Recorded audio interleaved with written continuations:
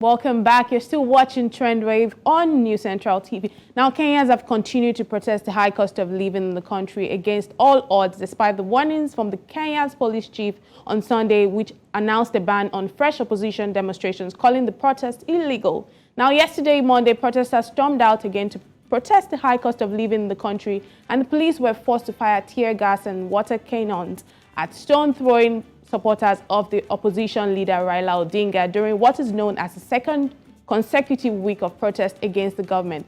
However, a Kenyan activist, Javan Karanja, took to his Twitter account to tackle Raila Odinga's protest and says it's a plan to force a, quote, handshake and an arrangement to see him benefit from the movement. Let's watch this. In 2018, prior to the handshake, Raila took his supporters on the streets. Some lost their lives, some were injured, property were destroyed. But at the end of the day, when Raila went to the handshake arrangement, it was all about him and his family. He forgotten about the people who sacrificed their lives on the streets. I don't see anything different with what is happening now. And when Raila says he is going on the street to reclaim his victory, Raila Odinga, you had all the state machineries, you had the deep states, you had the system supporting you in 2022, but you failed to clinch the win. Therefore, if you fail to win with all the state machineries, how will you claim your victory when you are an isolated man without the support of the government? So this thing by Raila Odinga, calling for maandamano, is all about his own political agenda.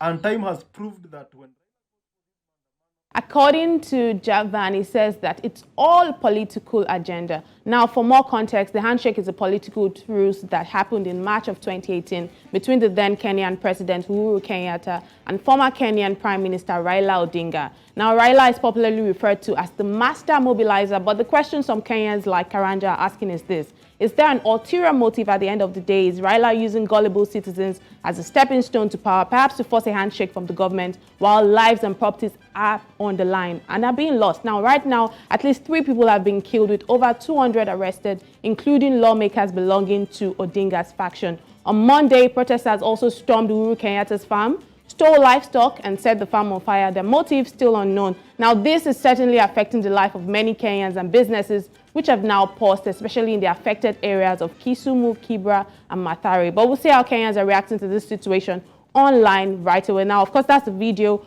of Kenyatta's farm. Now, that is a comment from David. David says, we are doing well as a country. It's only one specific man by the name Raila Amolo Odinga who is holding the country hostage. He believes in every election he participates. It's either his way or the highway. This also sounds familiar.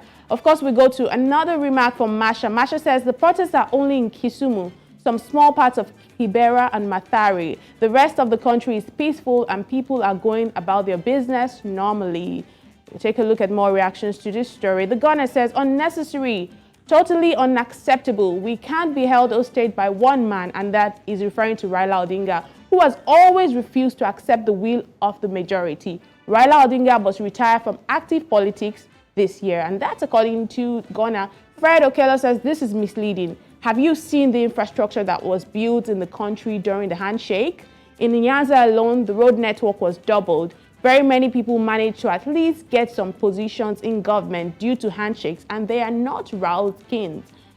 Of course, that's as much comment as we can take on this story, but I go quickly to my next story, but still here in Nigeria, but coming here to Nigeria rather, where several Nigerians have taken to social media to react to over 590 repentant Boko Haram terrorists who just graduated from rehabilitation camp and tendered apologies to Nigerians for their act of terrorism. Now, this plea was made by the ex-members of the terrorist group during their 6-month de-radicalization, reintegration, and rehabilitation graduation ceremony that was held in Kwame local government area, Gombe State.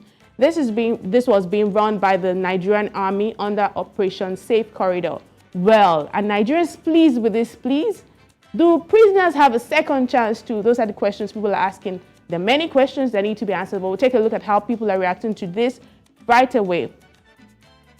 Francis Jeremiah says, welcome to Nigeria, where terrorists graduate faster than students. Of course, that's a sarcastic remark from Jeremiah.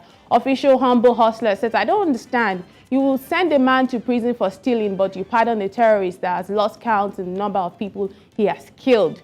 Somebody needs to explain to me the ideology behind this. That's from official humble hustler. Ushers in Nigeria goes on to say, do you also get to reward the good ones who maintain peace without attempting to be rebellious? Do you reward them with good education without strike, credible election, foundation, and seed funding for entrepreneurship? Please channel heavily your goodwill to good people so that people can see that being good pays way better. We'll take one more comment on this story. Adults Drink says, Lord have mercy. Why are they in rehabilitation camps instead of prisons? And they have been given sewing machines or to carry tools and weapons around. Well, that's as much comment as we can take on the story. But I would say they're quite interesting stories, if you ask me. You know, from Kenya, what's happening in Kenya, the demonstrations that are going on every Monday and Thursday.